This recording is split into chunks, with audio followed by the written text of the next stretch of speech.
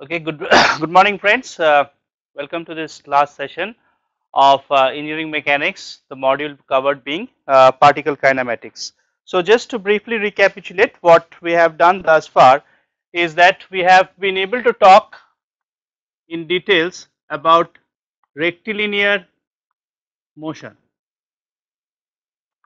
Firstly, the concept of what is a rectilinear motion should have been clear to you by now, and secondly, the applicable laws of how to derive the position, velocity and acceleration starting from the elementary concept of differentiation and integration was recapitulated. One very important type of rectilinear motion that was discussed in sufficient details was that of constant acceleration. So, just to recapitulate those formulas, we had d2x dt2 to be given as A, and when you integrate this you had dx dt, which is by definition velocity, equals to at plus an integration constant, and it turns out that this integration constant is nothing but v at t equals to 0, which is C1 is v at t equals to 0, which implies you could write this relation as v equals to u plus at. So, u is velocity at t equals to 0, and doing a differentiation again we would have got x is equals to ut plus half at square. So, these are the two formulas that you would have seen right from your high school days as the elementary formulas used in particle kinematics, and we had done that in a little different fashion starting from the formal definitions and thereby going towards it. Now, with the last class we had almost completed the discussion associated with rectilinear motion. We took both the functional representation and the graphical representation as examples. We did fairly non-trivial problems, and we solved a few routine problems. We did this non-trivial problem. The solution to this problem involving gravity changing with locations has been posted in your course pack by now. So, please do visit your course pack. You will be able to find the solution for this problem. As I said, this problem is pretty non-trivial and probably not one of the kind which is asked in an examination, but none the same this is an important problem, and this is something like a mini project or an assignment for you guys. You could practice how to solve such particle kinematics problem involving numerical computation, and I have posted the solution for you on the course pack. So, today we will begin our analysis of planar motion. So, as the name suggests, the planar motion is of the kind where the particle will lie in a plane during motion. So, in terms of Cartesian coordinates, you definitely require two variables to describe its motion, and that would be x and y in this case. So, in this case we have an example for you where the particle position for any time is given as 6 cos t, 6 sin t, but the z variable of the particle is going to remain at 0. So, to animate this kind of motion, let us show you the animation here. So, this is how the particle is moving. I hope you are able to see the animation. We are playing it back and forth. This is how it is moving forward in time, and now it is moving backward in time. So, this is how a planar motion would look like. You could construe this like some ant crawling on a table, and the table is fixed at z equals to 0. Table is a surface. So, therefore, you have, when this ant is crawling on a table on that kind of a path, you have the ant executing a motion of the kind that you see on your screen right now. So, the deal is if we have to graduate from rectilinear motion to planar motion of the kind that is shown in the animation, the question is how do we analyze such kind of motion. So, that is what we will undertake presently, and hopefully the projectile motion would be a very special case of that kind of planar motion. So, what we presently have is we need to discuss planar motion. So the starting point remains the same, that we have a position of the particle in terms of time. The functional relationship between the position of the particle in terms of time is given to us. So r is the position of the particle,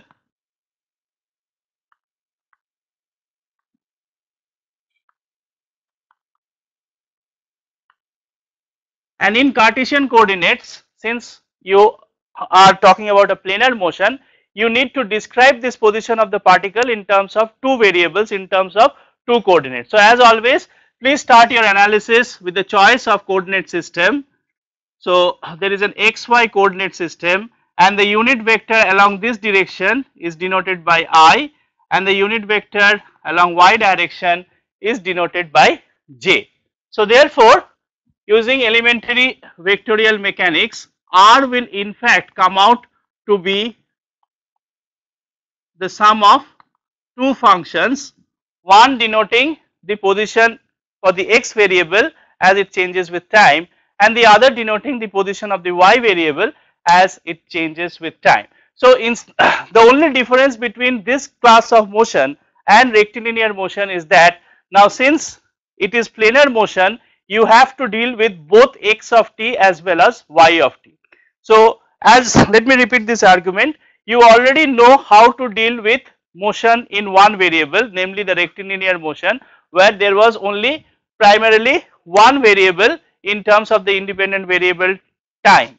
But now you have both x as well as y changing with time. So if you know how to deal with x of t, the very same process will go through for even y of t. So just you have to routinely solve the same set of equations for the y variable also as you did for x of t. So again the same conditions will hold, that if d2x dt2 is given as ax, then you could find dx dt as ax t plus ux, and x itself was half of ax t square plus ux t, provided ax is a constant. These integrations are all valid. These were the derivations that were borne out from rectilinear motion. Similarly, now in planar motion, since you have both x and y to be changing with time, but if you have starting from this relation, again you will have d2y dt2 equals to ay. If it is constant, then all these steps will go through in an identical fashion.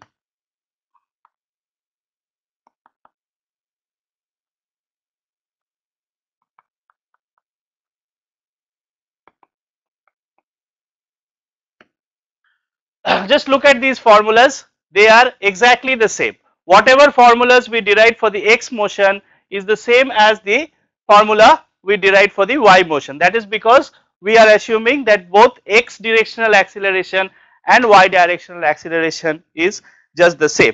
So this is to show to you that planar motion is actually no big deal. It is just rectilinear motion repeated twice, once in terms of the x variables and another in terms of the y variable. And the velocity acceleration relationship, as I just told you, is just the same. If we had seen that the velocity is given by the derivative in rectilinear motion, now the velocity is given as dx dt in the I direction and dy dt in the j direction. So it is a composition of these two functions. Similarly, the vectorial acceleration in case of planar motion is given by two terms. The first term in the I direction is the second derivative with respect to the y. The second term, which is in the j direction, is given as a second derivative of the y. So these results tell us that both the forward as well as the backward calculation, the forward calculation is what you see on the slides, that is if x of t and y of t is given, how do you find v of t, the velocity with time, and acceleration with time? You see the velocity with time can be found out as a differentiation for both the x component as well as the y component. Similarly, the acceleration can be found out as a double derivative for both the x component and the y component, and when you add these x components and y components, you get the total velocity and the total acceleration. Likewise, if you have to repeat the process in the other way around, that is, given the acceleration, how do you find velocity and how do you find displacements? At least for the constant acceleration case, this is what has been shown on the board. So just the reverse formulas will hold good, but these formulas should not appear to you as completely different formulas. They are in fact what has been derived for the case of rectilinear motion under constant acceleration. It is just that we are repeating in a twofold fashion, once in terms of x and the other in terms of y. So this bullet is very important. In component form, analysis is completely identical to that of rectilinear motion. Please, when you are given planar or spatial motion, please try to look at individual components of the planar or the spatial motion. In case you do that, every component will have the analysis which is identical to that of rectilinear motion, which is why I had a great deal of emphasis on rectilinear motion, because I believe if your understanding of rectilinear motion is well set, you are all set for planar motion and 3D motion. So in case of 3D motion, again these slides should include a k term x of t. So I'll make that change on the board here. So in case of spatial motion, you will have r is equals to x of t plus y of t plus z of t times k. The z of t times k is not written in this bullet. Apologies for that. I have already made one revision of this presentation material and I uploaded it yesterday in the course back. I will probably make another revision. So if this is now what the applicable formula is for the position vector, and that is obvious because now you should have three coordinates to describe the motion of the particle in a Cartesian system. And just to give you a feel of how a spatial motion will look like, I have an animation lined up for you. So let us say this is a insect which is flying arbitrarily in space. So the flight of an insect is traced by that blue line, and if you were to capture a video or something, then you would only get the projection of this blue line on a certain plane which is indicated by that red dot. Again a typo here, this x should read as sine of t, it is not constant as 3/2 or something, this x should read as sine of t. But what we wanted to bring out through this animation, that this is resembling something like a small insect flying across different flowers.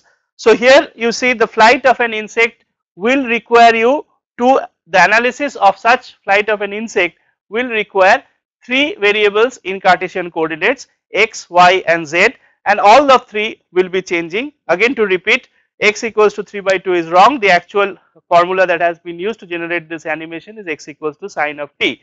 So here we have an example where the position vector is actually changing, position vector for each component of the position vector is actually changing with time. X changes as sine of t, y changes as cos of t, and z changes as t cube.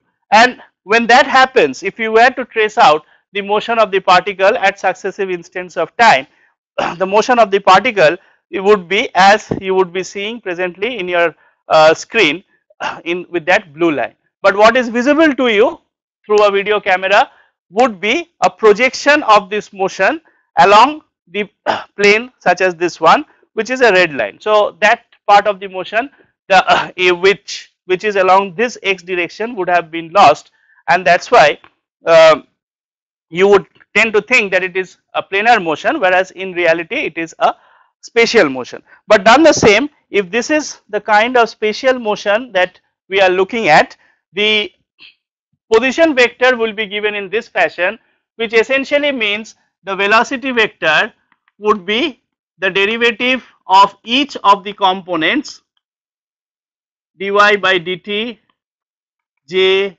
plus dz by dt k, and acceleration of time will be the second derivative. So this is a vector, this is a vector,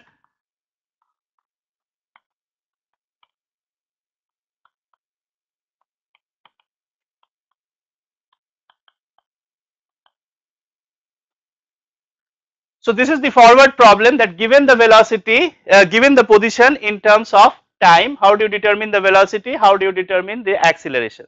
So this is how we determine the velocity and the accelerations for you.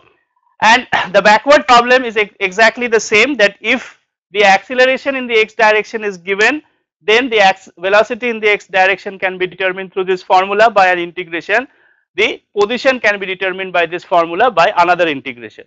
Similarly, if the acceleration in the y direction is given and it is known to be a constant, then the velocity in the y direction is given by this formula, and the coordinate itself, the y coordinate itself, is given by this formula.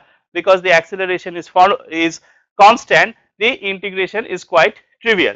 And similarly, you will have one more set, that is, if d2z dt2 is known to be a constant, dz dt can be determined as AZT plus initial velocity in the z direction, and z itself will be half AZ t square plus UZ t. So all the formulas, so again I apologize that both my formulas for velocity and acceleration doesn't include the third component. This is a cut paste error. Thanks to the technology of computers, we tend to overlook these errors, but I would definitely correct this mistake and put a revised handout for you in the course pack. So just the generalization of 3-dimensional motion is just the very same. It is just a repetition of the rectilinear motion, but this time it is 3 times for both x, y as well as the z variables. So again I have the important takeaway that in component form the analysis is completely identical to that of rectilinear motion. Yeah. So now coming to the very important case of projectile motion. So in case of projectile motion, what we are looking at is the following. So projectile motion, I would like to think of it as a special case of planar motion. To describe a projectile, so describe any particle that is thrown with any velocity in this gravitational field, and this time gravity is constant. The question is, how is this particle going to move in an xy plane? So the coordinate system used in our analysis is the xy coordinate system. Along the x direction you have the unit vector I, along the y direction you have the unit vector j. So projectile motion, as we now understand, is going to be a special case of planar motion.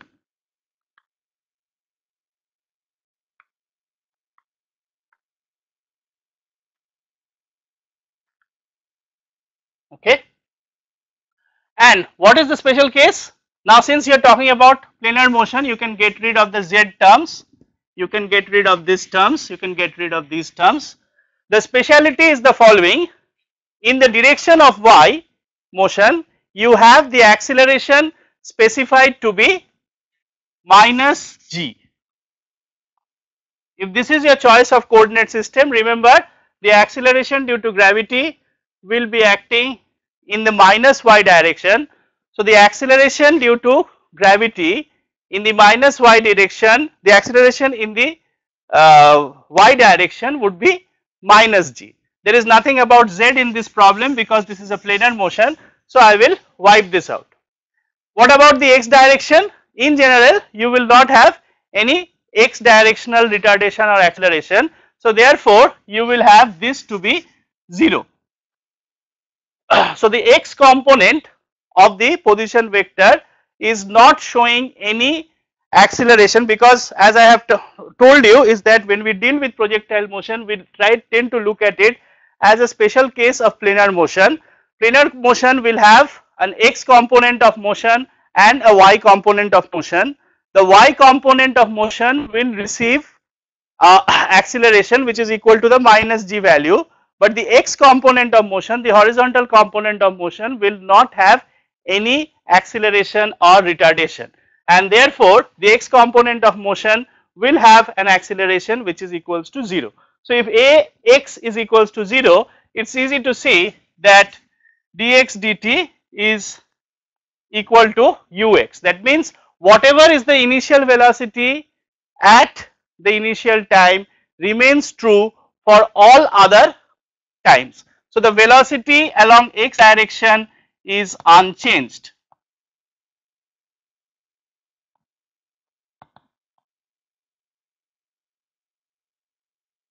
with time. This is not true for the y directional velocity. For the y directional velocity, ay will pick up a value of minus gt, because you have the second derivative of y equals to minus g. When you take integration once, you will get minus gt plus uy. Uy is the initial velocity in the y direction, and then if you take, so this denotes that the velocity in the y direction changes.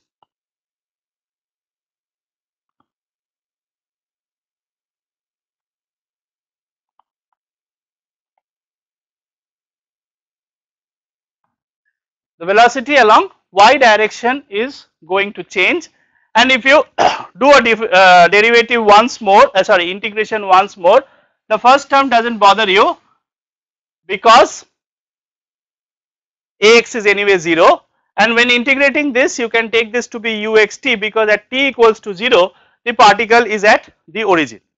Similarly, when you integrate this you will get minus of gt square, because ay this time is minus g, and minus gt square plus uyt is going to be y. This is also under the assumption. So both these equations are derived as x equals to 0, y equals to 0 at t equals to 0. There is no further constant of integration arising.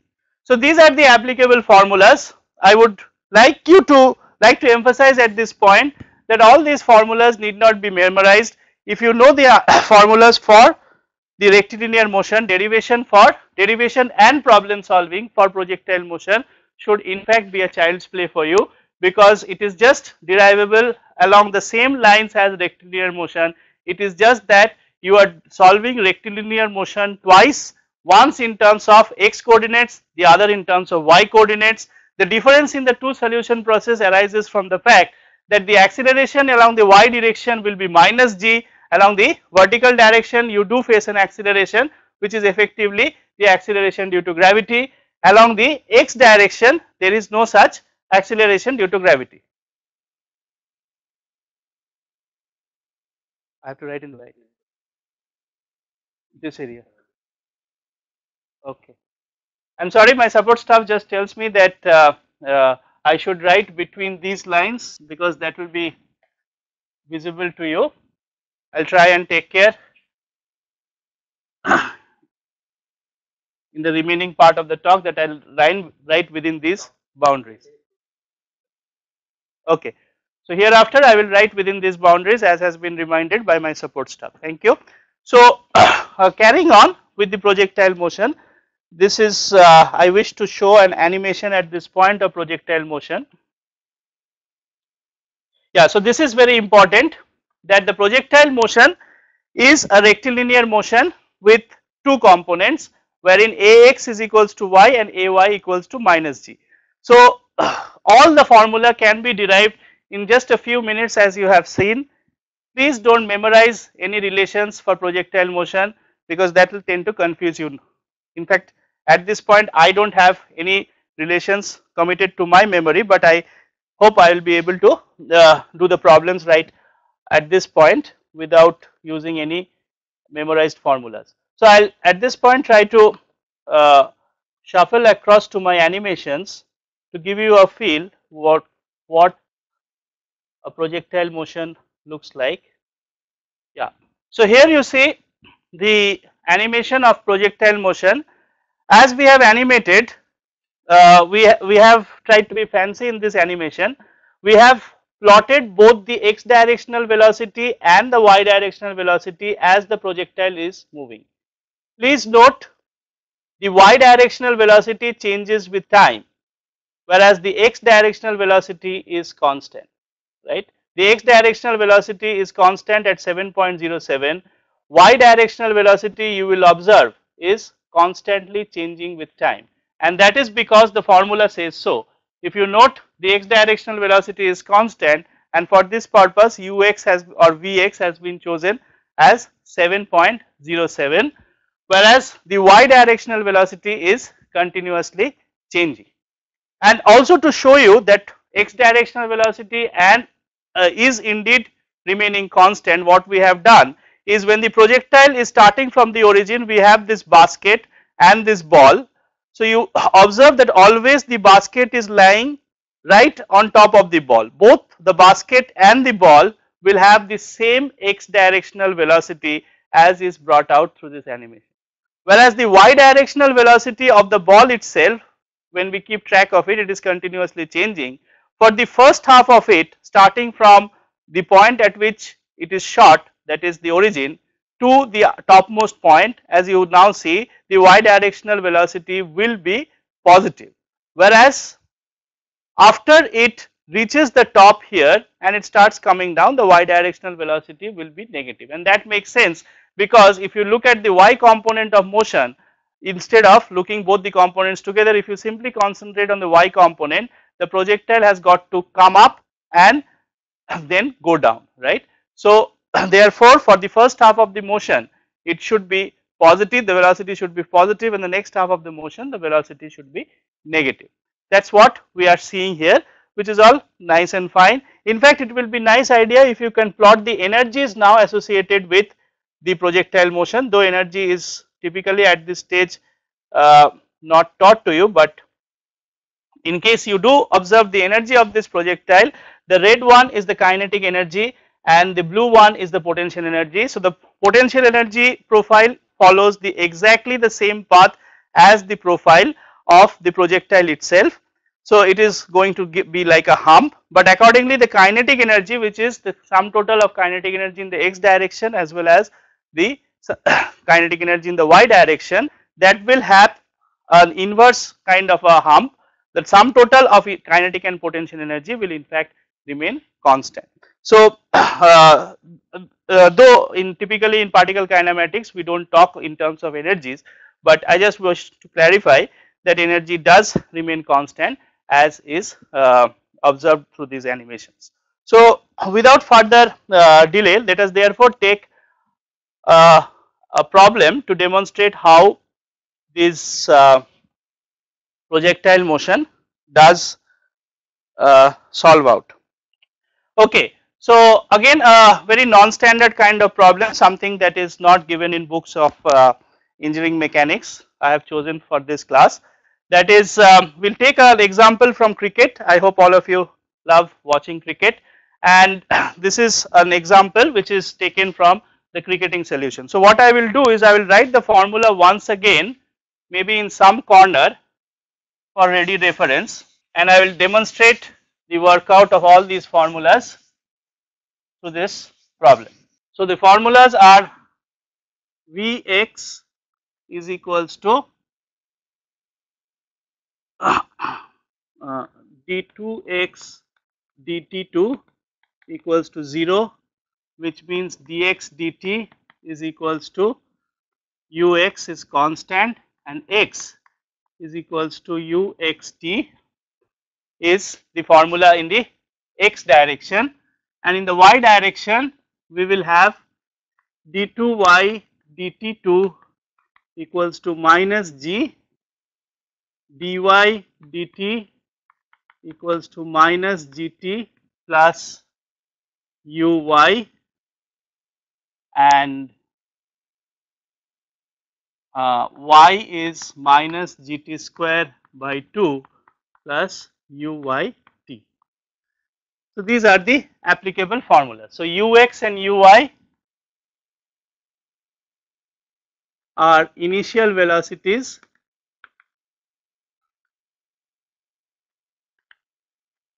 in x and y direction. Okay, the problem that I have posted in slide number 50 is as follows. You have this lovely Melbourne cricket ground shaped like an oval, and this is the pitch of it. So I am drawing the top view of the cricket ground, and the batsman is somewhere here, and the fielder is positioned exactly 100 meter behind the batsman in the direction of the bowler. So the fielder is somewhere here. Okay. Now what happens is the following, that the batsman strikes the ball at a speed of 40 meters per second. So the velocity v is as given in the problem is 40 meters per second, but the ball is coming out of the bat at an angle of 30 degree. Okay, and we plant our coordinate system exactly at this point where the initial condition is given. So that is again our arbitrary choice. There is nothing stopping us to do so, and we need to find out that if in fact this is how the batsman had hit the ball, then will he be caught by the fielder? And just to complicate things a little bit further, what we have assumed is that this the height is 0.5 and at 100-meter distance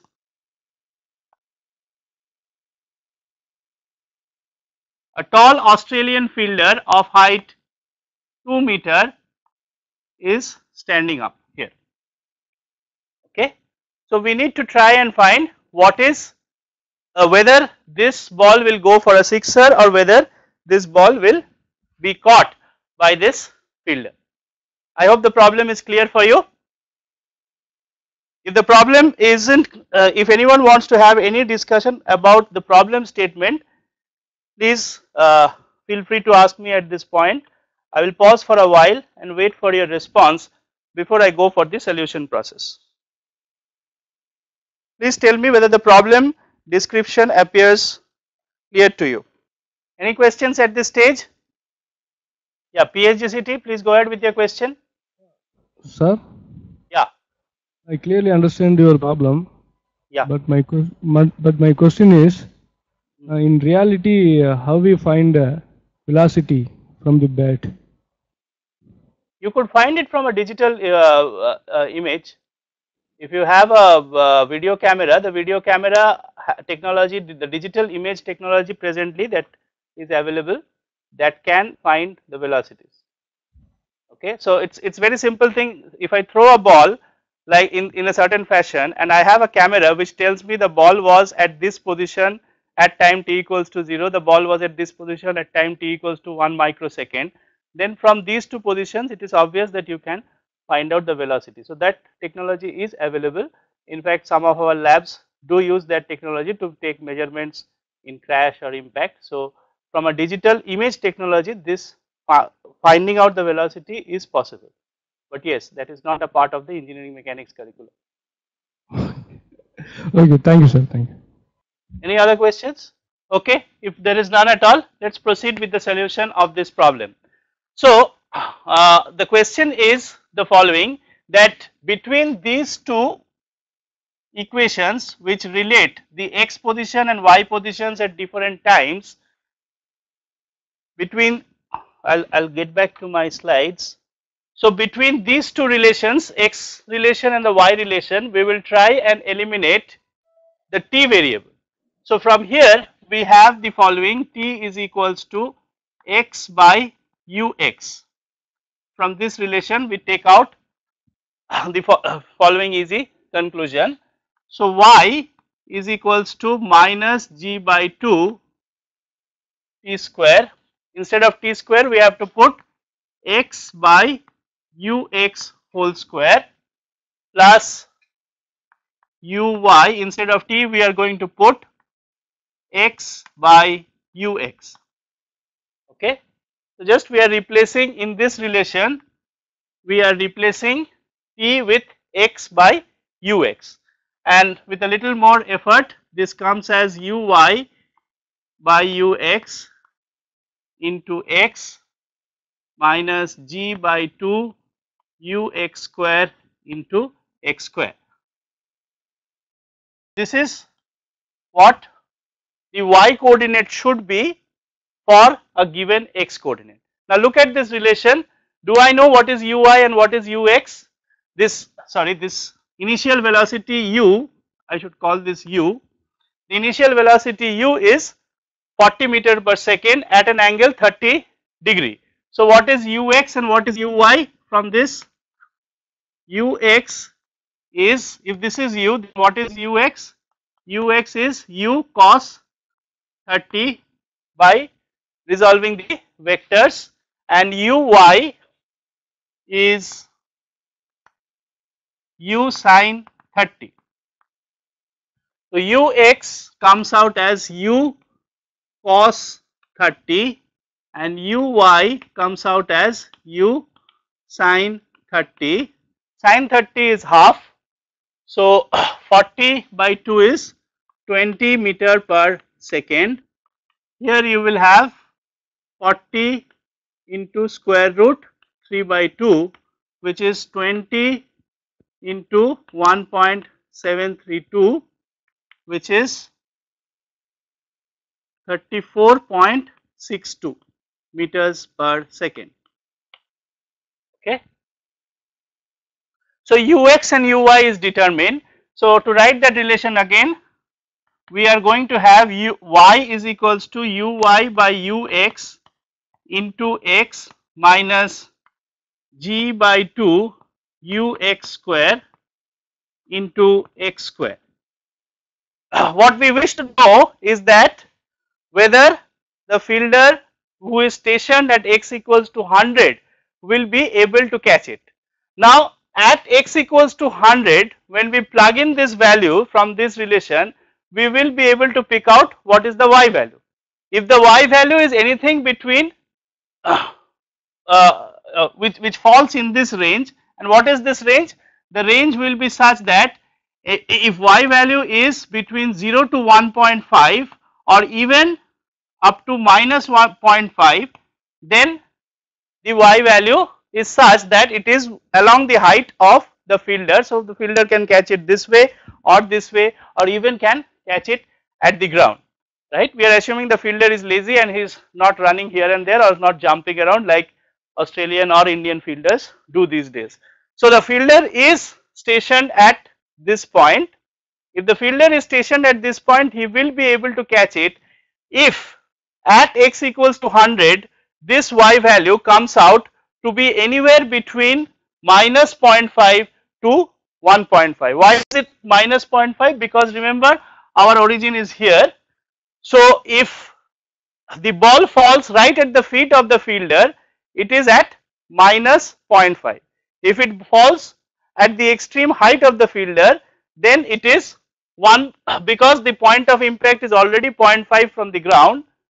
This extreme height, this is 2 meter, the extreme height of the fielder is going to have a coordinate location of y equals to 1.5. So what we need to check is that putting uy ux as above and x equals to 100 meter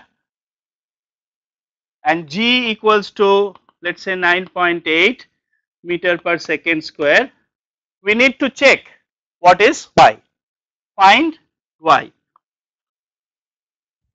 and if y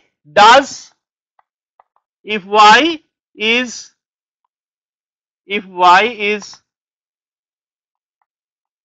between 0.5 minus 0.5 to 1.5, then the fielder is caught. Then the fielder catches the ball. If y is outside this range,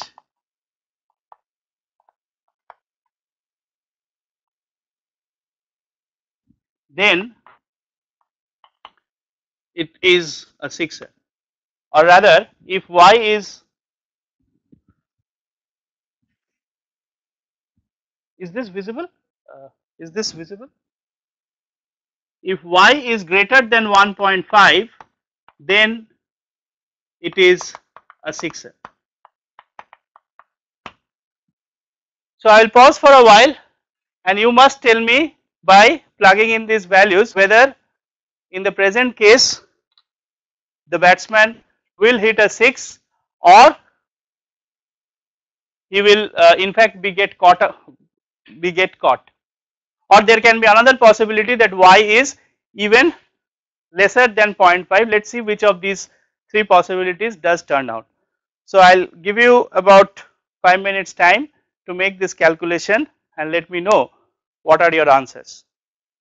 In the chat box please write what is the answer that you are getting for this calculation. Plug in the value of x equals to 100, g equals to 10, uy is equals to this 20 meter per second, ux is equals to 34.64 and you should be able to get the answer. Okay, PSGCT seems to have completed the calculation. I will wait for some other responses. PECTN you seem to have completed, but your answer is, the numerical value of your answer is incorrect. KNMU is asking me a general question that is there any effect on range of projectile if we change the mass of the body? Please understand kinematics is without consideration of the inertial properties of the body. The mass of the body will affect the motion, but that part of it will be understood when you do kinetics or dynamics. But now we are doing kinematics where the mass has got absolutely no role to play. So if the way it will in fact affect in reality is that some of these conditions like what we said that d2y is by dt2 is equals to minus g, that may not be true because if the mass is large or if the volume is large, then there will be drag and there will be aerodynamic effects, because of which even this part will not remain as 0. But those things are not within the purview of kinematics. In kinematics we are saying that given the acceleration, how do you determine the position? And this question is answered without reference to mass. It is not a simplification. The actual acceleration itself will change once the mass is changed, okay, if you do consider things like aerodynamic drag and so on. But if once you know that the acceleration that a cricket ball encounters is in this fashion, you could even say that it is a fraction, or you can add some corrective constants here. But once you say that the cricket ball encounters such and such acceleration in the y direction and such acceleration in the x direction, then this particle kinematics results will enable you to determine the trajectory of that ball. That is why we say kinematics is about the geometry of motion. It does not discuss the causes of motion. Once the motion is set in terms of its acceleration, the motion can be tracked using these laws of kinematics. It is not about the cause of motion. I hope KNMU got the answer clarified. LMNIT, you also seem to have done it correctly. So we have 3 responses as yet, and I will give you another 2 minutes at the most to complete this calculation. KNMU has yeah, you have responded that your answer is clarified. LMNIT and PSGCT has got the answer correct. PECTN, please check your calculations, the numerical value is not yet correct. Amrita TN, you also seem to have got it correct. We have 4 answers by now. Yeah, LBSITW, you also seem to have got it correct. KSRCT got it correct. So the answer therefore is the y will come out when you put in these values. Y will come out roughly as 16.87 meter, which is far beyond the height of this fielder. So therefore it will go for a 6 definitely. So therefore it is a 6. Now as an exercise you can repeat this calculation for u equals to 30. Just for your own practice, you can repeat this with u equals to 30. Obviously these values will change now.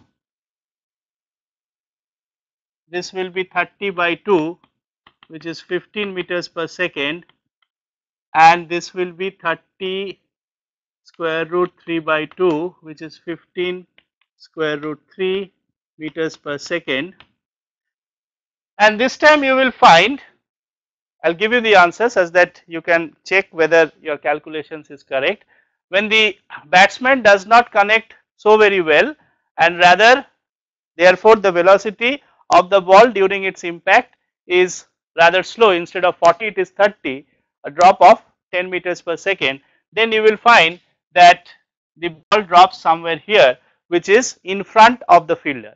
So in fact, if the fielder is a very acrobatic fielder, he should be able to run and catch it, and that running speed will turn out. So if you repeat this calculation, you will find out that for 30 meters per second the ball is dropping at a distance of 80.336.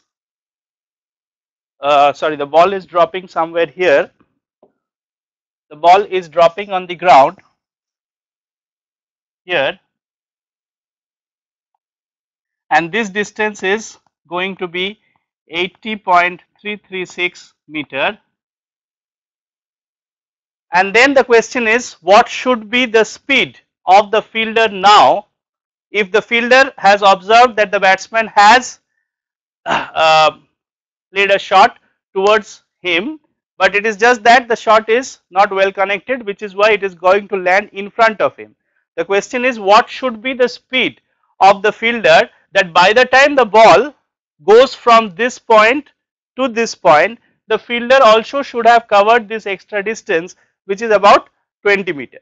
So the answer, the exercise that I leave you with is that recalculate with velocity equals to 30 meter per second, what should be the speed of the fielder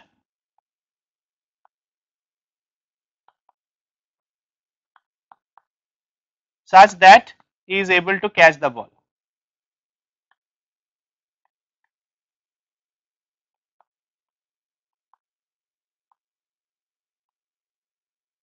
Okay. So this part of the calculation will be pretty much the same, that is x, to determine what is the value of x at y equals to. So the first step for this will be use this formula now, with a difference that this time you wish to find for y equals to minus 0.5 what would be x. So use, so the step 1 would be use, I call this equation 1, use 1 with y equals to minus 0.5 to find x, and the answer for x will be 80.336 meter. Okay. That means the ball reaches the ground, which was at a distance of 0.5 meter from the point of impact. The ball will reach the ground exactly at this point, and for this you have to find a quadratic, solve a quadratic equation involving x. Okay. The next question is, what is the time at which the ball reaches this point? So the next step would be to determine, I think I can rub these parts now.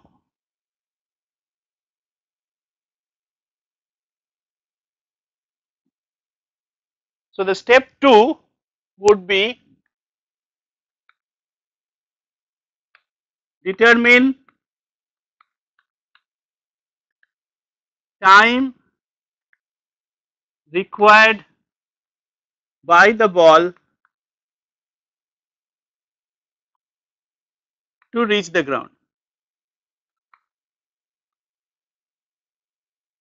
Okay. So the ball has to travel an x distance of 80.336 meter. So we already know x is going to be ux times t. So therefore time is going to be x divided by ux. Okay. So the ball has travelled from the bat to the ground by a horizontal distance of 80.336 and a vertical distance from its starting point. The vertical displacement has been minus 0.5 meter, but this distance has been traversed within this much time. Now if the fielder is smart enough, he should start running directly towards the ball once the ball is hit, and if the ball is hit, that is the time t equals to 0. So within this much time, and this calculation will tell you that this is about 3 seconds. Okay, as per my calculation, it turns out x is equal with x equals to 80.336 and Vx is whatever we have calculated. You will get about 3 seconds time before the ball leaves the bat and hits the ground, and within this 3 seconds the fielder has to run by this much distance, which is approximately 20 meter, right. So if it has to cover 20 meter in 3 seconds, what should be the speed such that he is able to reach the ball? So that will turn out to be step 3. So velocity of the fielder would be 100 minus 80.336 divided by 3.09 seconds. This is in meters, and that calculation will give you that this is about 6.36 meters per second. So if the fielder is pretty acrobatic and pretty athletic and is able to cover that much distance with a speed of 6.36 meters per second, the fielder will in fact be able to catch the ball. So these are some relations which demonstrate the use of formulas of basically rectilinear motion, but applied both in the x direction as well as in the y direction. And the purpose of solving the problem in the manner I have solved is to demonstrate to you that projectile motion is nothing but a collection of two rectilinear motions problems. If you understand it correctly, you should not have much problem in dealing with projectile motion, provided you understand what is rectilinear motion and how to solve it. So definitely these formulas are not going to be useful when you are actually playing, because by the time you make this calculation that you have to move at 6.36 meters per second, the ball would have definitely reached the ground and you would have got a thrashing from your fellow players. So don't use this formula while actually playing, but then none the same, I hope I am able to demonstrate to you these formulas are in fact quite easy to obtain. Yeah, there is a question. Firstly, I will take the question of PhD How do we solve the PhD is asking me how do we solve the projectile motion problem without resolving into components.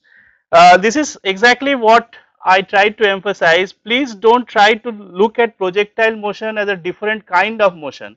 As I understand, to my understanding, projectile motion should be, and it is far simpler to solve by resolving it into components, as I have just now shown you, rather than thinking projectile motion to be a new kind of motion with different kinds of formulas applicable to it.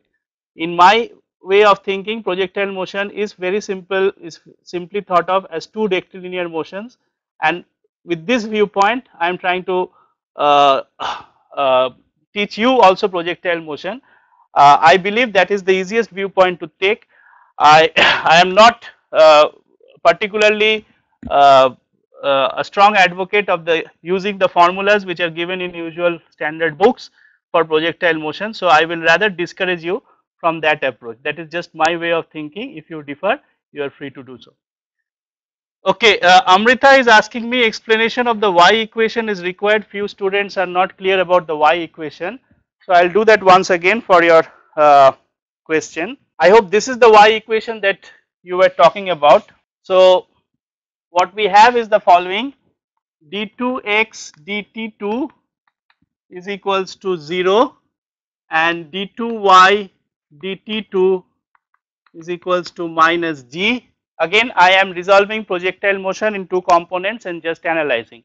So if I take an integration of this equation, I will get the velocity at any time x, v at any time t along x direction will come out as ux, which is a constant because there is no acceleration, and the x motion itself will be ux of t. I hope that part is clear.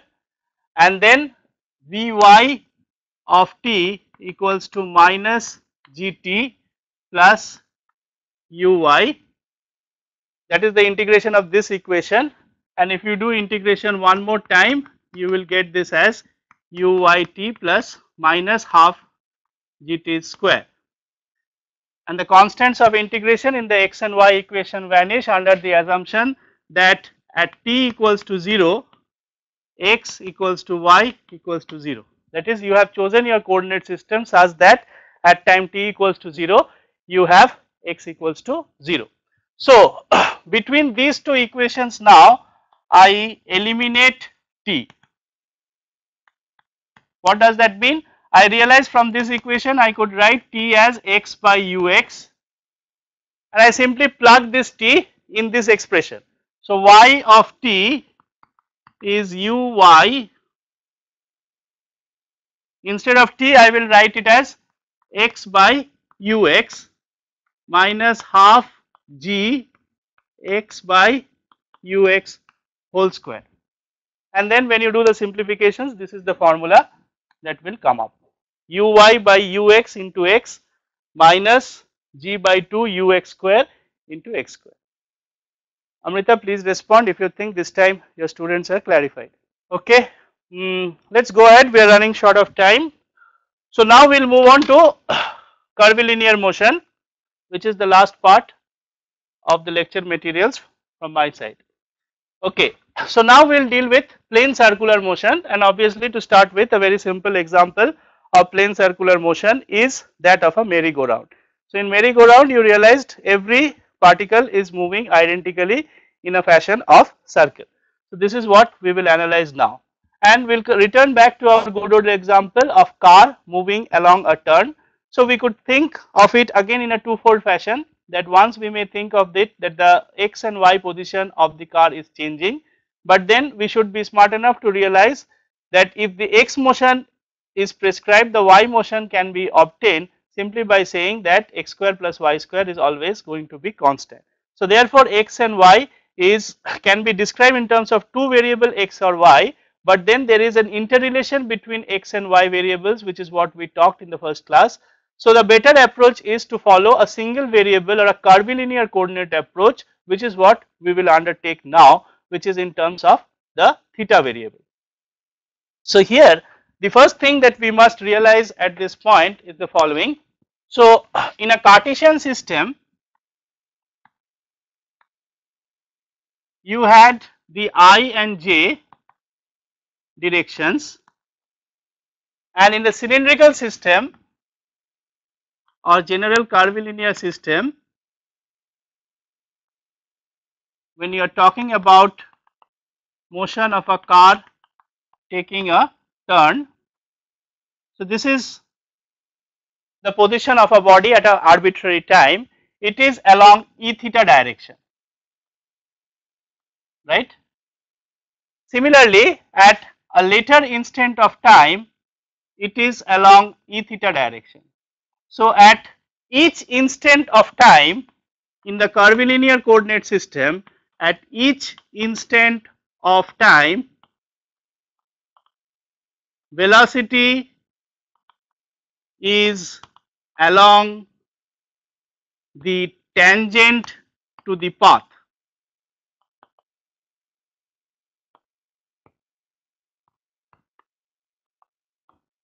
Okay. Now as opposed to rectilinear motion or planar motion in Cartesian coordinates, which is basically a resolution of, so planar motion in Cartesian coordinates is, as we talked about, is resolution of the motion in terms of two directions. So therefore it is basically rectilinear motion in disguise, just that you have to do it in twice. In that case the In case of rectilinear motion, the direction of I vector is not changing. It is always along the horizontal and along the vertical. But in this case of cylindrical coordinate system or in a general curvilinear coordinate system, the direction of the tangent vector, which for the cylindrical case is given as E theta, is always changing. The tangent to the path or direction of the tangent to the path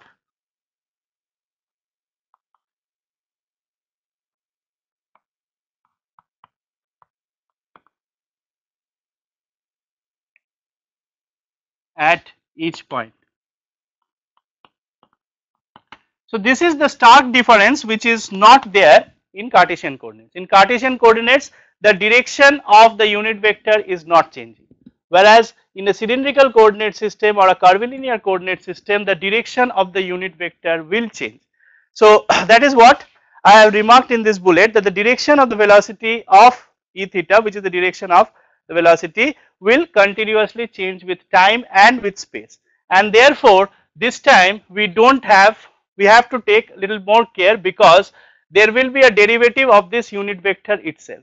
Last time the derivative of the unit vector I or the unit vector j was absolutely 0.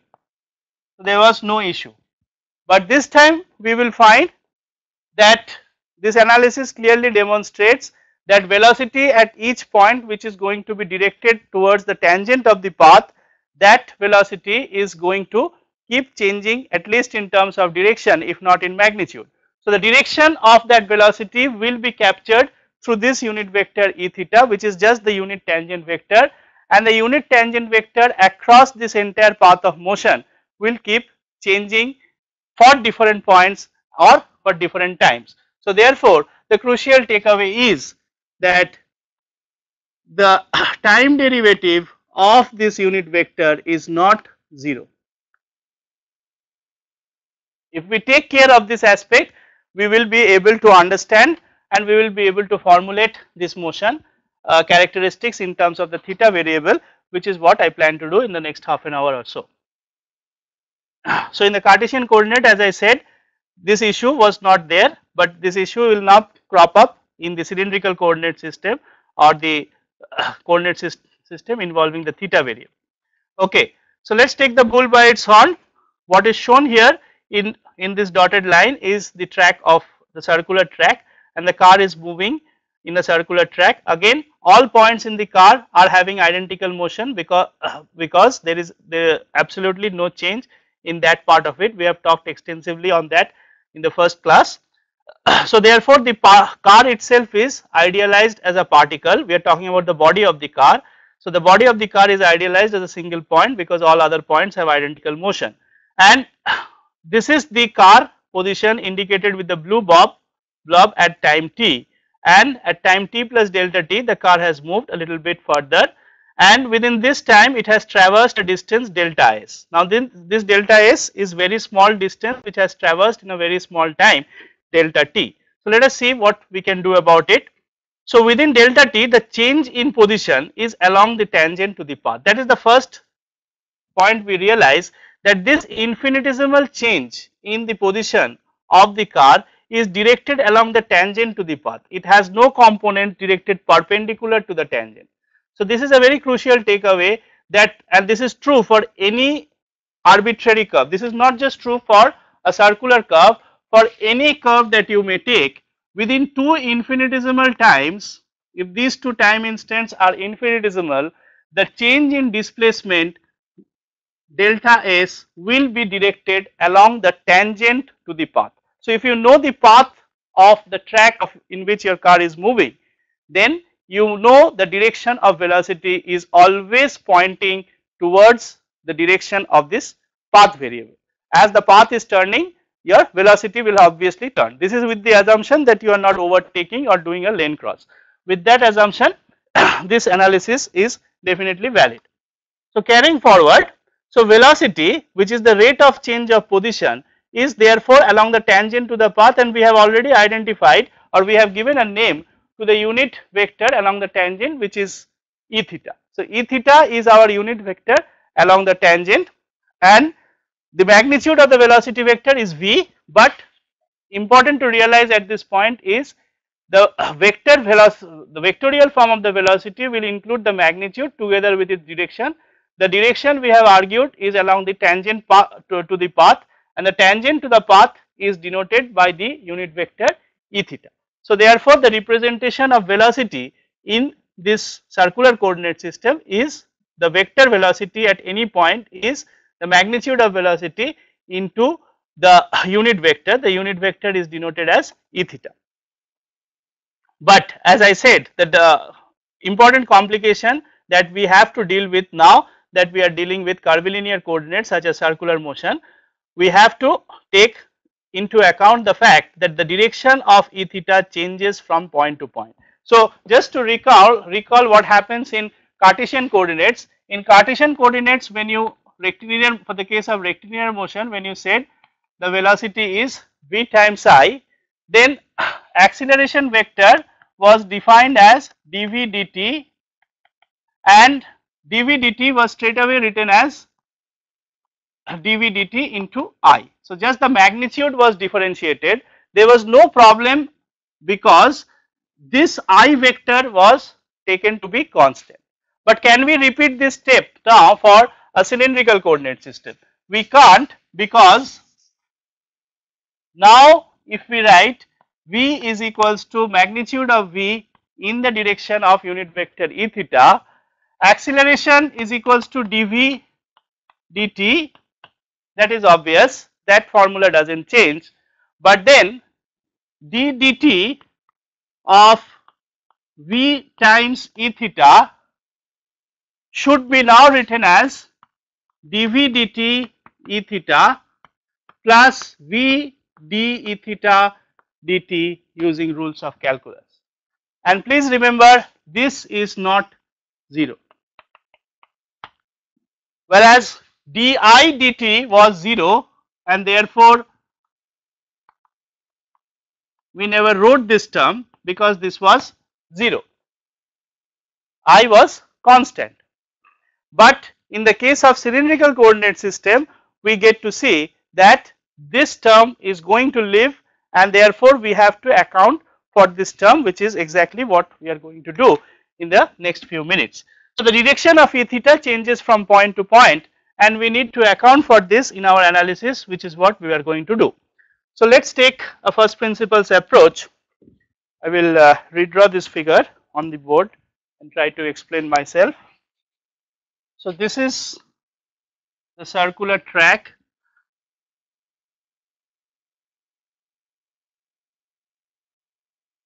and these are the two positions. This is the position at T, and an enormously zoomed image. This is the position at T plus delta T, right? I hope it's visible, right? So it has to be larger, center, okay.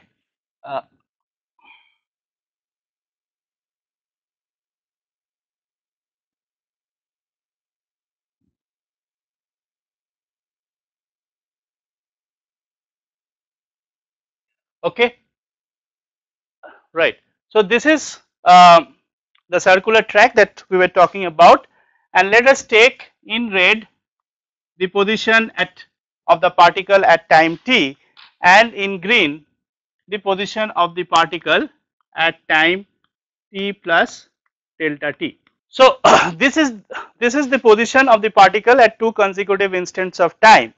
So during this time, if the velocity were to be v, then remember this is an infinitesimal time period. So within this infinitesimal time period, by rules of calculus, you can say the velocity is constant, right? So within delta t, which is infinitesimal time, v is constant. So therefore v times delta t will denote delta s. So this delta s is V times delta t. And if you have to denote delta S as a vector, then you should also include the direction of delta S. Now it is clear that the direction is exactly tangential to the path of this circle. So therefore delta S as a vector is V delta t, which is the magnitude of delta S, and now I have to direct a unit vector which is basically the unit tangent vector E theta we are talking about. Now if you take the center to be here, this delta S is also, if this is the radius does not change, this is the radius. So within this delta t time, the radius vector would have got oriented by an amount delta theta. So this delta S, this distance delta S is also going to be r times delta theta along E theta. Okay, let me repeat my argument once more. We are assuming that the red and the yellow denote the position of this particle at between two infinitesimal time instants denoted by t and t plus delta t. So with between these infinitesimal time instants, the particle itself is able to traverse a distance v, which is a distance delta S, which is given by v times delta t, right? That part is clear. Now we could get this v delta S in two ways, either as v times delta t, or if we look at how much the radius vector has turned between these two time instants, then it is clear the radius vector within this delta t time instant would have moved by delta theta, again an infinitesimal amount. So this delta S could also be represented as r times delta theta.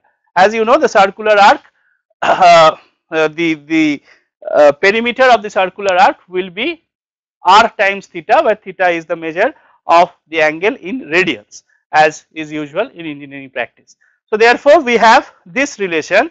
So this implies v times delta t must be equals to r times delta theta, and therefore v, the magnitude of it is r delta theta delta t. And now if you take limit as t delta t tends to 0, we will get to see r times delta theta delta t, which is r times d theta dt. Okay. So therefore velocity as a vector will be r times d theta dt along the E theta direction. This is again, oh okay. So again this is a formula which you definitely would have come across in your high school physics itself, and definitely in JEE type exams. So what this means in the other form that you would have seen is that you would have seen it in a form of r times omega. So this d theta dt is nothing but rate of change of angle, which is called angular velocity. So remember, theta is denoting the angular position of the particle, which is here. So the change in angle divided by the change in time within an infinitesimal period of time is the angular velocity. So therefore what we have is the velocity along the path of this circular track is equals to the magnitude of the velocity will be, so from this relation what we readily have is magnitude of velocity is r times d theta by dt, and usually if we denote omega as d theta by dt equals to angular velocity, then the magnitude of velocity is r times omega, and I am sure that in this form you would have seen this relation in even in your high school physics, not to mention in your JEE type problems if you have taken such problems in JEE. So definitely this is not a new relation, this is a relation which is coming back to you, it is just that the form of it is changed and it is made little more formal, a little more rigorous in its derivation. So this is the expression for relating the velocity on the of the particle as it travels on a circular track with the angular velocity. So this gives the relation between angular velocity and the velocity on the path of its travel. Now we will go to the acceleration. Now acceleration we understand is rate of change of velocity, and velocity we have already seen is v times e theta. So now we have to take the bull by its horn by understanding that both v as well as the unit vector is going to change, and this is what we have to account for. So therefore our starting point is the following: v is equals to the vector v is equals to the magnitude of it in the direction of e theta, and therefore acceleration, as I wrote few minutes back, this is possibly a time varying velocity. So that would be dv dt along e theta plus v times d theta dt. Now this magnitude of v we have already identified as r times omega, right? The magnitude of velocity has been identified. So therefore dv dt is r times d omega pi dt, because the r in this case does not change because it is a moving in a circle. If it is moving along an arbitrary curvy fashion, then even the r will change, and I have an example in the end to show you that sort of a problem. But let us at this point keep ourselves concentrated on a car moving on a circular track. If the car is in fact moving in a circular track, we have just showed you that the magnitude of v which is denoted as v in this case, v is going to be r omega, and therefore dv by dt is r times d omega dt. So d omega dt will be called as angular, this is also d2 theta dt2, it is called angular acceleration.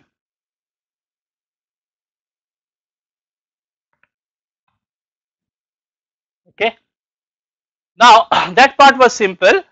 We still need to address this part, which is how do we find out the rate of change of the unit vector e theta, and that is what I am going to explain it to you in the following few slides.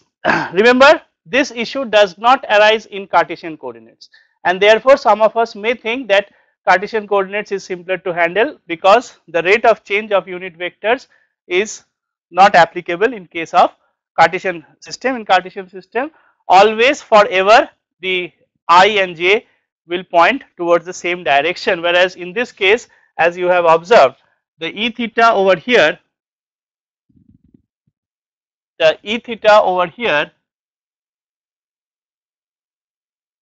which is tangent at that red point, is not the same as e theta which is tangent at some other point. So the direction of the tangent obviously keeps changing even within an infinitesimal time period, and that is what has to be properly accounted for, and that is the purpose of this lecture. Okay, so let us take the bull by its horn, and I would again draw this same figure now in a blown up fashion. So we are trying to establish a formula for acceleration, which is dv by dt in the direction of e theta plus v times d dt of e theta. This is our objective. With that objective, let us try to analyze a portion of this circular track. So at one point we have the tangent vector as e theta. At a neighboring point which we come across after a lapse of time delta t. So this is e theta at time t, this is e theta at time t, and this is e theta at time t plus delta t. Okay. So if I have to draw these two vectors again, if I have to take a difference of these two vectors, it is better that I draw them with the same origin. So therefore this is E theta, and what has been shown in blue in my slide, I will do it in yellow on the board. This is E theta at time t plus delta t. Remember, both are unit vectors because both, and that is represented by this hat sign. Both are unit vectors, so both have the same magnitude. So therefore the difference between these two vectors within a delta t time is just this much. Okay. So this distance is in fact E theta t plus delta t minus E theta at time t. Okay, and this is what is delta E theta. So delta E theta, this is not a unit vector, I am sorry, I should not put a hat on it. This delta E theta is the difference between these two vectors that has been shown. E theta is what happens at time t, and E theta t plus delta t is the unit vector at time t plus delta t. The rest is simple algebra. You have to realize that this E theta is perpendicular, all because these two distances these two vectors are but infinitesimally rotated delta by amount delta theta, because this is, these are the two radius vectors. It doesn't look like a radius vector. So these two tangents must be perpendicular to the radius vectors at the two consecutive instants of time, and between these two consecutive instants of time the radius vector has itself rotated by delta theta. So within this short duration of time the radius vector has rotated by delta theta, and therefore the perpendicular to the radius vector will also rotate by delta theta. So this angle is also delta theta with that logic. So therefore these two, within this infinitesimal time duration, this change is going to be along the radius vector. So the change in the direction of this E theta unit vector is readily seen from this graph, that it is along the radius vector. Now the rest of it is simple logic, which is what I will do from my slides itself. So we realize that this difference vector is not a unit vector, that is very obvious. So what is this difference vector? This difference vector is having a magnitude which is denoted by these two bars, and what is the what is this distance? This distance is going to be the magnitude of this distance multiplied by delta theta, right. So this, if I call this as S, so this S is going to be magnitude of E theta into delta theta, because this is a radius vector which is getting rotated by delta theta. Okay, so therefore the distance, this white distance is going to be E theta magnitude, which is this, into delta theta, which is this rotation. So this radius vector has got rotated, but then the magnitude of a unit vector is 1. So this is basically delta theta in magnitude, right. But it is, so delta E theta is a vector, it is along the direction of E, what is the notation I have put? It is along the direction of the radius vector. So this is En. Okay. So what I have found out at this stage is that delta E theta is delta theta in the direction of En. What is En?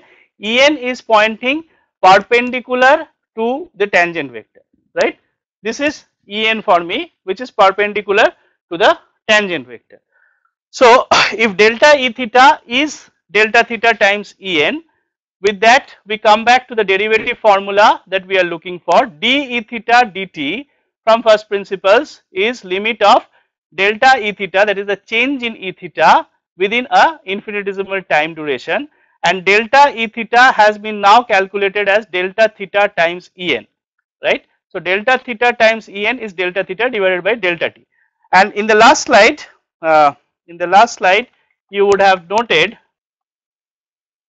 this relation which gave us V times delta t was R times delta theta, which means delta theta by delta t was V by R, right. V is the magnitude of the velocity. So, with that, if we make this substitution, this is what we get. So, delta theta by delta t is V by R. So, we have just substituted in this last relation, instead of delta theta by delta t, we are calling it V by R along the same direction, which is En. So, at the end of the day, what we have derived is d E theta dt is V by R along En direction. En is perpendicular to E theta, but towards the center of curvature. Okay. So, with this relation, now we are all set to get the acceleration, because acceleration is dv dt times E theta plus V times d dt of E theta, and now we already have this equation derived for us. So, if we plug this in, we get acceleration in time dv dt was shown to you as r times alpha, or r times d omega dt into E theta plus v square by r into En. Okay. So, this is the tangential acceleration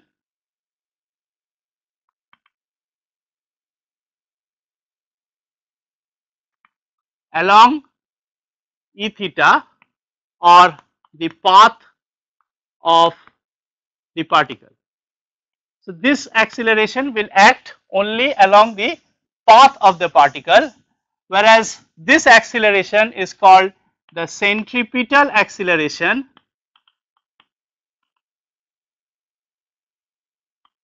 and this is perpendicular to the path but directed towards the center of curvature.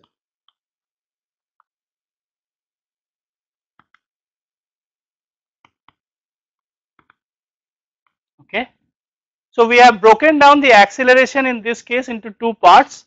One part which is along the direction E theta, and we remember along the direction E theta is along the path, whereas the second component is perpendicular to E theta, which means perpendicular to the path. Perpendicular to the path can happen in two ways: towards the curvature, towards the center, or opposite to the center. This En is directed towards the center. The magnitude of it is V square by R, but if you say V is R omega, this V square by R can also be written as R square omega square by R, which is R omega square. So, in both of these forms you would have encountered centripetal acceleration again in your high school physics, but I hope you realize this derivation is more formal, and this derivation will also probably in a more advanced course on mechanics you should be able to generalize this relation to arbitrary paths, not necessarily circular, because the crucial point of difference between circular path and any other, the straight path example, was that you have to take derivatives with respect to the unit vectors, and if you can take the derivatives with respect to unit vectors, just as we had taken for the case of the circular path, you should be able to work out the acceleration for any instance of time. So, the point is, the crucial point is this: even if dv by dt now remains constant, that is velocity, the magnitude of velocity rather is a constant, the acceleration as a vector will not be constant because of this term. Even if omega is a constant, r is constant, so in this relation, even if you say angular velocity is constant, hence this term is switched off, but this term will remain. So, there will always, when a car is or any particle is traversing around a curvilinear path such as a circle, then there will be always a centripetal acceleration. There is no way that you can avoid that. There is no way that you can, unlike rectilinear motion wherein it is possible to have motion in the absence of any acceleration, for the case of curvilinear motion it is not possible, or motion on a curvilinear track I should say, for a motion on a curvilinear track it is not possible to have acceleration which is 0. You must have centripetal acceleration even if the velocity remains constant, because that exactly accounts for the fact that your direction of the velocity changes even if the magnitude does not. So, with that, so if omega is taken as d theta by dt, you get v equals to omega by r, and this is called centripetal acceleration as I just said. So, with that, in the next few slides we are going to quickly generalize this to even more general cases, not necessarily that of a circular motion. So, till now we were talking about a circular motion of the kind that was shown in this figure, but now we will generalize this to even arbitrary kind of a track which is as shown with this red line. But the good thing about this track, though it may seem very arbitrary, is that for every infinitesimal time instant you could draw a circle which approximates a portion of that curve.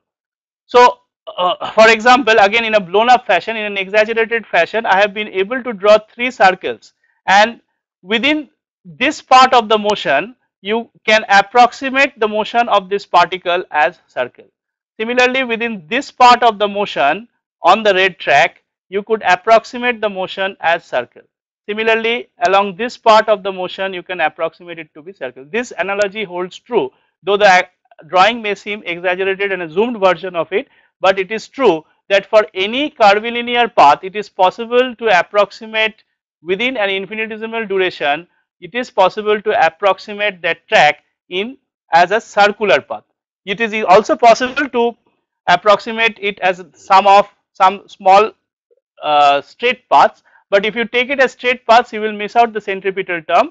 To capture the effect of the centripetal acceleration you have to approximate the path as composed of different circles of the kind that is shown.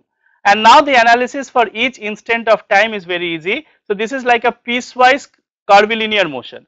Between these time instants the analysis is as good as the analysis of circular motion within this circle. Within this time interval the analysis is as good as circular motion analysis within for this circle. So, the radius of the circle obviously will be different, but other than that all these formulas that we have derived in the last hour or so will hold good for every segment of the path. So, in the analysis of this general planar motion we should be able to answer the general question of what is the velocity acceleration in terms of these path variables now, provided for each segment of the path we are able to approximate each segment as a circle. That is always possible. It is a proof in geometry that it is possible to approximate, just like you understand it is possible to approximate any path as a collection of straight lines, it is also possible to approximate the path as a collection of circles in the manner that has been shown. And now the analysis over this general path is boiling down to the analysis within these small circles, as many circles as you can draw. And the ideas of tangential acceleration, tangential velocity, centripetal acceleration, all of these will carry through for each of the circles that has been drawn here, and therefore we are all ready to solve this kind of problem also. So, as I said, infinitesimal portions of the general path can be approximated as a circular or rectilinear motion. Rectilinear motion should not be done, because if you do a rectilinear motion approximation you will miss out on the centripetal term. You should take it as a circular term, the circular path. So, the displacement is now defined along the path variable, which was what I was saying even from the first day onwards. It is not necessary to analyze this motion in terms of an xy variable. You could analyze this in terms of the path variable s. The theta variable for what was the theta variable for a circular track now becomes the path variable for a general curvilinear track. So, this s within this segment will correspond to theta of this circle. Similarly, s within this segment will correspond to the theta of this circle. And with this analogy you are simply decomposing a more complicated problem as a collection of simpler problems, and each simpler problem is tractable with the machinery that we already have at our hand. So, again we realize the velocity is always along the tangent at any given position and at any given time, but it is the acceleration which will have a normal component. Just like you had v square by r, you will now have v square by rho, where rho is the radius of curvature. So, the radius of this circle, which is approximating this portion of the path, will come in, and this will cause the centripetal term. So, v square by rho is how we modify the centripetal term, and this is now directed normal to the path. So, t is tangential to the path at every instant, n is normal to the path, which means perpendicular to t, but it is directed towards the center of curvature rather than away from it. It is not away from the center of curvature, it is directed towards the center of curvature. So, with this general idea, you should be able to solve for any kind of motion of a car, and in the extreme case when this radius of curvature is going to infinity, we again get back the special case of rectilinear motion. So, all these different kinds of motions are in fact connected beautifully, one will give rise to the other, as I hope my talk is able to bring out to you. So, in a very extreme case of general motion of this car, now we see that this car is moving in an extremely curvilinear path, but we should be able to handle this problem also. What we need to do is we need to realize that some portions of this car, like this portion as I am indicating to you, is actually a straight path, this portion is a straight path, but this portion is hopefully a circular path. So, we should be able to analyze this general motion as a collection of rectilinear motion and circular motion or curvilinear motion. So, in case of probably this path, you will have to fit a number of circles close by and do this analysis. So, you are all set basically to do the analysis of particle kinematics of any kind, whether it is rectilinear, whether it is planar, whether it is curvilinear, whether it is spatial, anything is you should be able to do with what we have been able to communicate to you in these 5 or 6 hours. So, to conclude my talk, let us briefly recapitulate what are the crucial learnings that hopefully I have imparted through this talk of 5-6 hours. In the first hour, we have spent a great deal of time in identifying what is particle motion. This is a very crucial step. Please remember these formulas and these relations, and whatever we have talked and discussed in this course is pertaining to particle motion. So, you must be able to identify whether a certain motion does constitute particle motion. If for example, even for this big mother earth, if we consider the revolution of the earth, that is a particle motion. If you consider the rotation of the earth, that is not a particle motion, that is the rigid body motion. So, therefore, you must be very conceptually sound in identifying what is a particle motion and what is not a particle motion. This is basically the first step of analysis. Do not jump up seeing a problem and try to fit either a particle motion formula or a rigid body motion formula onto the problem. First, please try to identify whether the problem given constitutes that of a particle motion or that of a rigid body motion. So, either way, take the appropriate relations in that case. So, I hope my talk would have stressed to you this crucial distinction, because I find most of the standard engineering mechanics books do not talk about these distinctions very carefully. Again, the next part of the talk, I again spend crucial time to identify what is a rectilinear, what is a planar, and what is a 3D motion. My spelling of rectilinear is incorrect, excuse me for that. Again, I will make that correction in due course. Okay. Now, we have also highlighted to you that what are the different choices of coordinate systems that are possible in the analysis. Cartesian system is always favorable from a simplistic standpoint. Cartesian system also will have a certain degree of liberty from the choice of analyst, that you can choose your Cartesian system anywhere you want, you can orient your Cartesian system any way you want, but even within these different choices of Cartesian systems, you can determine different velocity and acceleration, and all of them are equally correct. So, it was shown to you in great details how from a Cartesian system we can determine the velocity and acceleration of rectilinear, planar, and 3D motion. That is, given the position as a function of time, you should be able to determine velocity and acceleration from the particles of the particle simply by a differentiation process, whether it is rectilinear, whether it is planar, or it is 3D. And the rectilinear, planar, and 3D is just the same in a Cartesian coordinate system, because it is just whatever we do in rectilinear motion, we will keep doing in planar motion also, just that we will have to do it for 2 variables. In 3D motion, we have to do it for 3 variables. The same formulas are applicable, and as a special case of this, we encountered the crucial we encountered the crucial problem of projectile motion, which is, I guess, a problem of your interest in your curriculum. But I look at it simply as a special case of planar motion wherein the accelerations are either constant or 0, and thereby you can derive everything of projectile motion as a special case of planar motion. So, the forward problem, as I just said, given the position you can determine the velocity and acceleration. The backward problem is also true, given the acceleration you can determine the path of the particle. That is exactly what we did for the projectile motion and the solution of a simple problem involving cricket. So, hopefully that strikes a bell in your mind. What I have stressed a lot in this talk is that you should plot and interpret the displacement of velocity acceleration plots. I have strongly encouraged you to look at computational softwares at the minimal MS Excel, but more favorably MATLAB and Mathematica and other scientific computational softwares. You should start practicing and getting into a habit of plotting different functions that you see in engineering. That will give you a feel of how the function changes and also deriving formulas out of it. And similarly, what probably you will not get to see in any textbook is that you should visualize the motion through different animations. I was fortunate that my student Mr. Ajinkya Bakshi had made these animations with lot of painstaking effort. My sincere thanks to him. But these animations you could yourself make at your end, provided you had a good software. Again, MATLAB will do, or even Mathematica will do.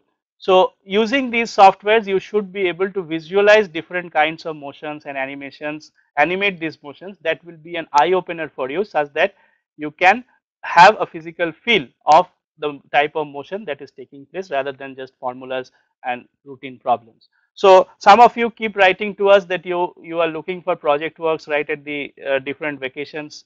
Probably the summer vacation is coming in a few months from now. We keep getting emails and correspondences from you that you are looking for projects. I would throw open this challenge to you for the different problems that you encounter, such as projectile motion. I think within this talk I have shown you about 10 different animations. I leave this as a challenge to you that you should in your summer vacation try and develop this skill of animating different sorts of motion that is practical.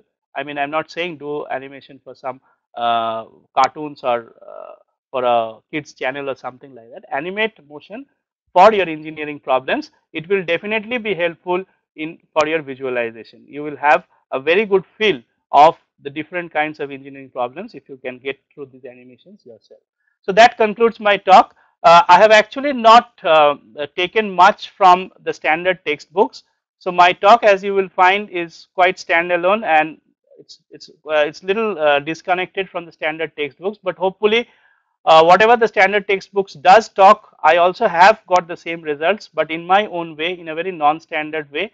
I hope you will find my talk interesting, but in none the same, in case you are looking for books for more practice, I leave you with these two books, which are very standard across the world books. So, they have good deals of problems and complicated ones also.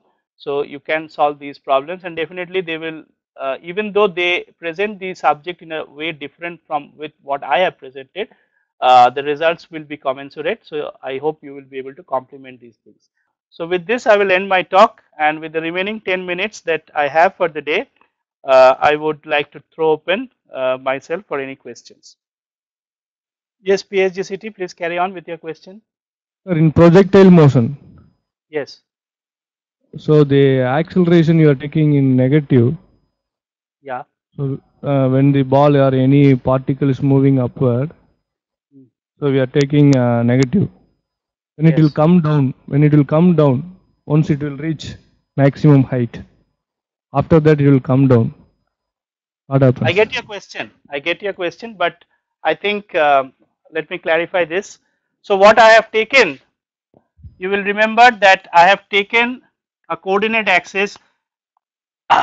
Please remember, the solution of any problem starts with a choice of coordinate system. Please do not miss this step. Always when you encounter any problem in engineering mechanics or any other engineering subjects for that matter, please draw a coordinate system, right. I have drawn my coordinate system in this fashion, and I have taken the convention that at t equals to 0, my particle is located at the origin. Now, without considering any other data in the problem, I should simply determine that the acceleration due to gravity is directed opposite to the direction of my y. Okay, the acceleration due to gravity is opposite to the direction of my y. Ay is therefore minus g. Everything else will take care of by itself. You don't need to flip the sign of acceleration after it comes back from the top or something like that. Acceleration due to gravity for the entire path of the motion, whether it is moving upward or whether it is moving downward, is given by this, because when it is getting moving upward, it is getting a retardation in the negative direction. When it is moving downward, it is getting an acceleration. That will be automatically taken care of once you take this choice. So your question is good one, but it is a very conceptual question. That's why, as I said, I don't like to bug myself with too many formulas and too many problems. I like to stick with one concept, and this concept is as simple as this: choose a coordinate system, determine the sign of your acceleration once through your coordinate system, nothing else. Please don't appeal to any formula of any kind. Try to decipher that for the problem statement that is given from your coordinate system and nothing else. Please respond whether there is Uh, any counter question to this. Thank you, sir. Thank you. Thank you very much. Okay. LMNIT is asking me an interesting question: how can we analyze 3D motion easily? I really don't know what you meant by the word easily. I thought the analysis of 3D motion is easy in the sense that it is 3 rectilinear motion. If you think analysis of rectilinear motion is easy, you should not mind repeating that rectilinear motion analysis for 3 times for a spatial motion. That is exactly what is spatial motion analysis. I find it quite easy. If you don't find it quite easy, you simply need more practice and expertise. The next question from VSCE is that how do we find combined translations and curvilinear motion acceleration? Well, I think VC is asking me a question: how do we find combined translation and curvilinear motion? Please remember, as we have just shown to you, the general relation will have centripetal acceleration, which is v square by rho. When rho goes to infinity, you have rectilinear motion, which is like translation. But when rho is not infinity, when rho is a finite number, you will have curvilinear motion. So this question of combined translation and curvilinear motion is ruled out. You either have translation or you have curvilinear. You cannot have both. And you will recall in my first lecture, I have said rectilinear motion is of the kind where velocity and acceleration and position is always directed along the same directions for all possible time, whereas in curvilinear motion it can change. So from that very definition, you will realize that you cannot have rectilinear and translation. Sorry, what you call translation is what I call rectilinear. So that question of having combined rectilinear slash translational motion along with curvilinear motion is not possible. So that's ruled out. Let me move on with LMNIT. How can we analyze 3D and helical motion easily? So again, that depends upon what you think is easy and what you think is not easy. But I have shown you an animation which is exactly an helical motion. So the helical motion coordinates, if you can find out, xt is cos t, yt is sin t, and zt is just t. We have taken t cube, so just you have to replace that t cube with t, and the animation is exactly the same. So the space motion is again 3 rectilinear motion, and after that the analysis is whatever we did for rectilinear motion, you have to repeat it 3 times for x motion, for y motion, and for z motion, and you will get it. So again, that is what I think is easy, but if you are not in agreement with me, probably you need to have more practice. Okay, KSRCT, when will we use spherical coordinates? You can use spherical coordinates if you know that you are moving on a sphere.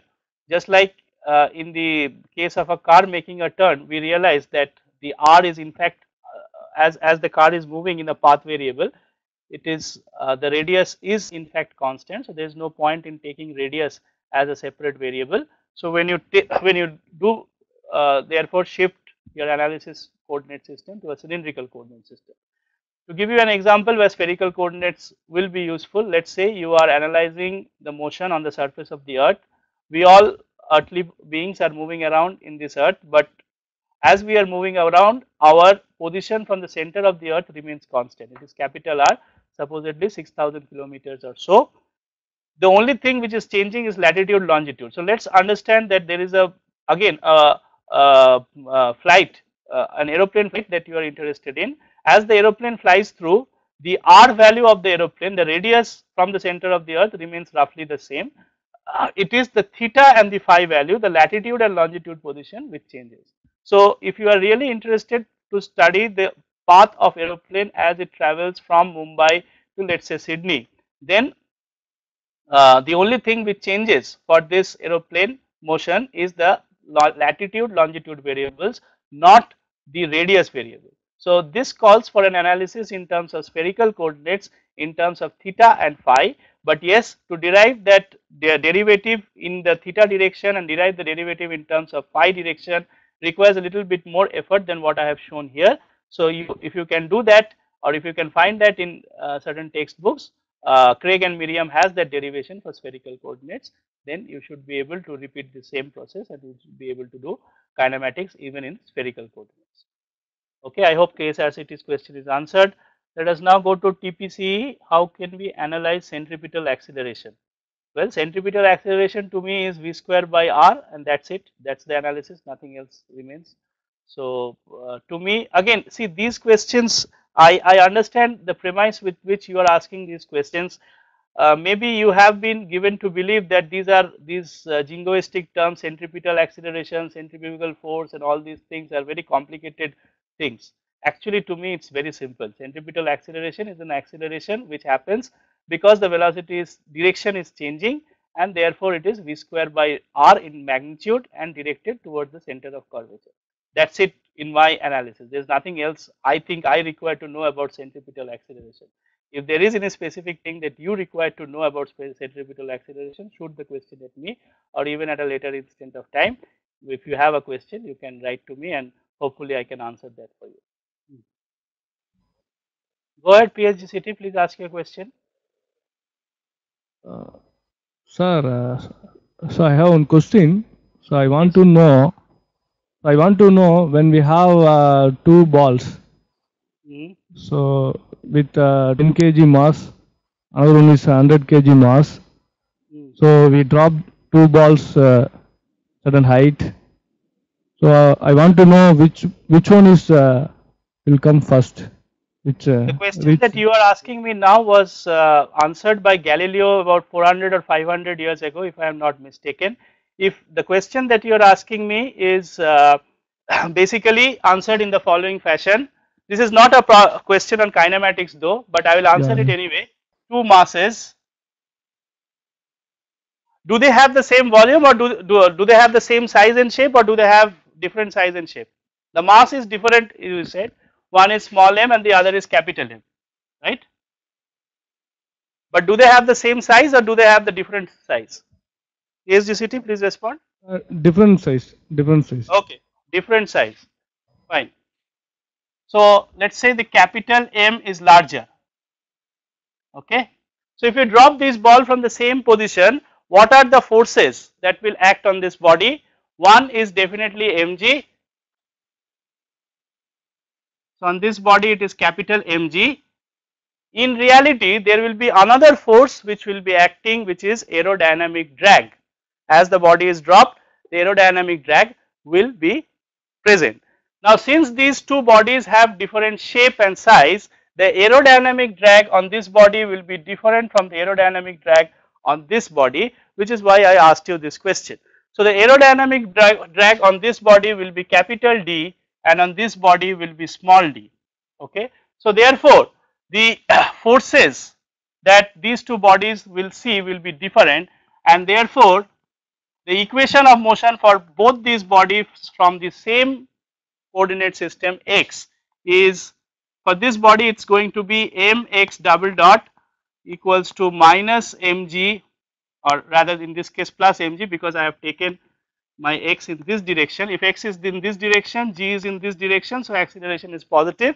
So mx double dot plus mg minus small d is the motion of this body, whereas the motion of the other body, the bigger one, is capital mx double dot is equals to capital mg minus capital D, which means x double dot in this case is g minus d by m, and in this case x double dot is g minus d by small m.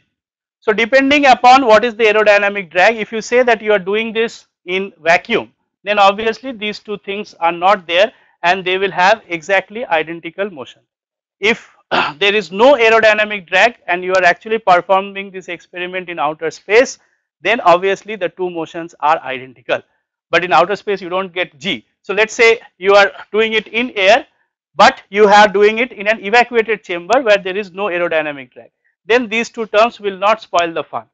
But if you are actually doing this experiment in earth, then there will be aerodynamic drag which will be different depending upon the shape and size of the body, and therefore these two bodies will not have the same motion. Have I answered your question? Have I answered your question, or you have anything else to say? Okay, thank you, sir. Okay. VCE, yes, please go ahead. Please go ahead, VCE. Please go ahead. Hello, sir. Will you please explain when a particle is taking combined rectilinear and curvilinear motion, how do you find velocities or acceleration? Can you give me an example where you think there is combined rectilinear and translational motion for a particle? In a spiral crank mechanism. But we are not, see, connecting rod is doesn't have a particle kinematics. We are not doing the kinematics of connecting rod because kinematics does not, sorry, connecting rod will not qualify to be called as a particle. A particle is that which has identical velocity acceleration at every point. Connecting rod does not have that. Like I want to consider body then. No, that's what I said. For a rigid body, it is possible to have combined translation and rotation. But for a particle, it is not possible to have combined translation and curvilinear motion. When you say it is, Either example, any particle can have both rectilinear and curvilinear motion. Either any example where we find there is absolutely no. See, please understand this difference. Rectilinear motion means, firstly, what is particle motion? Particle motion means all bodies have to have identical velocities at all points at all instants of time, right? So your connecting rod example is ruled out because that is not happening in a connecting rod. Okay, but just to rule out that it is not possible for a particle to have combined rectilinear and curvilinear motion.